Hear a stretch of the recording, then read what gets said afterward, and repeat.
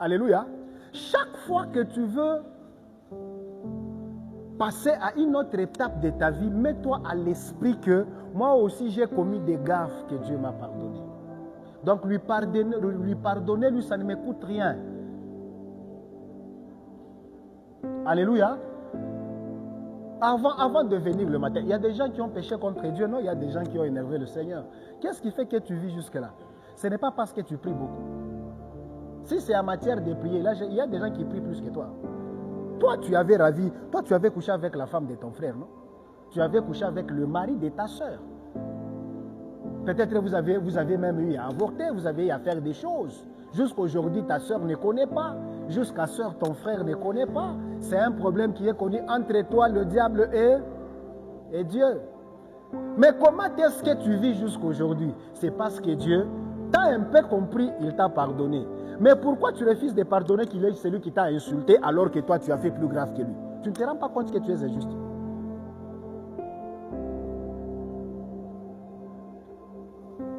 Envoyez-moi un amen. Pourquoi toi tu refuses de pardonner? Bon, ok. Remettons la machine à zéro, que Dieu ne nous pardonne pas non plus. Est-ce que tu sais que c'est le pardon de Dieu qui te fait vivre? Parce que quand tu commets un péché, ça ouvre les portes au diable, non? Ça ouvre les portes aux démons et tout et tout. Le fait que tu as reconnu et que Dieu t'a pardonné, automatiquement, toutes les portes de la mort, toutes les portes de l'enfer qui étaient ouvertes vers toi, Dieu le ferme. À cause de son pardon. En d'autres termes, si tu es en train de vivre, c'est parce que Dieu, quelle que soit la gravité du problème, Dieu t'a pardonné. Qui t'a déjà fait quelque chose de plus grand que toi, tu ne sauras pas pardonner. C'est parce que ta belle-sœur t'a insulté. Ok, ta belle-sœur t'insulte. Toi, tu n'as jamais insulté les frères, ou les maris, ou bien les femmes de tes frères, ou bien de tes sœurs. Mais pourquoi lui là, tu refuses alors que toi, tous les jours, ça, ce n'est pas une insulte. C'est parce que ton beau-frère, c'est parce que ta belle-sœur a dit que tu n'avais pas bien pardonné. Frère,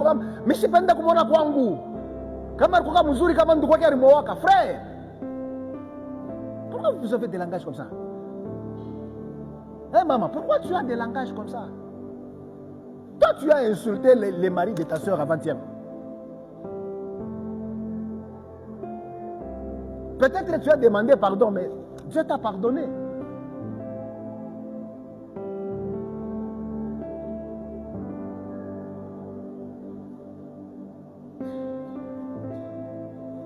Est-ce que tu peux?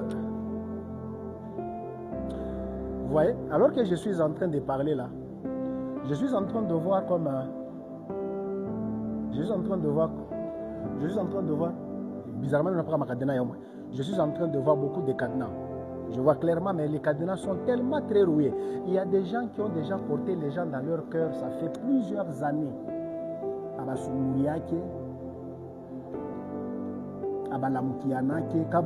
Peut-être par hypocrisie.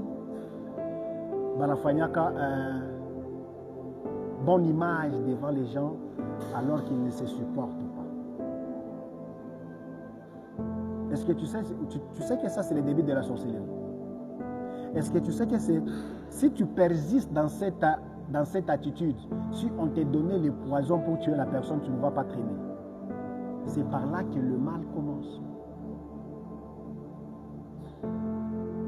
Alléluia. Non, je ne peux pas le pardonner. Il a déjà pris ma femme. Il a déjà pris mon mari.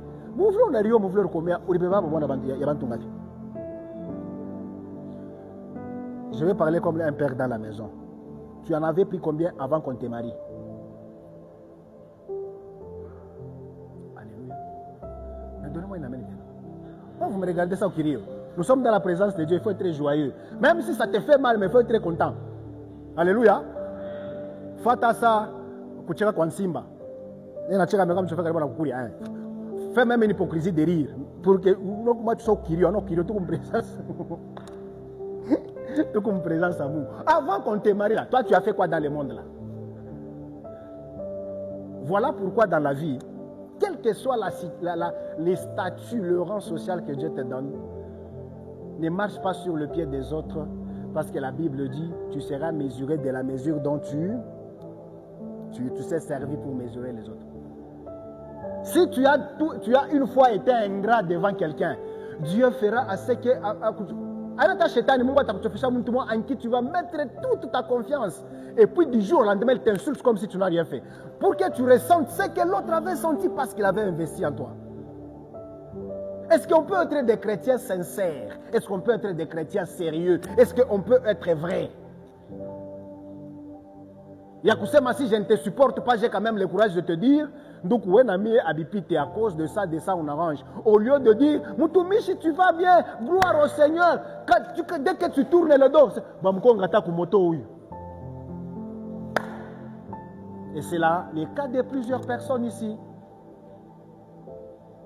Tunacheka metukutupiane Mukongo. Mets ta main droite sur ton cœur. Mets ta main droite sur ton cœur. Fais une courte prière avant qu'on avance avec l'enseignement. Dis à Dieu, donne-moi un cœur à pardonner et aide-moi à rester vrai.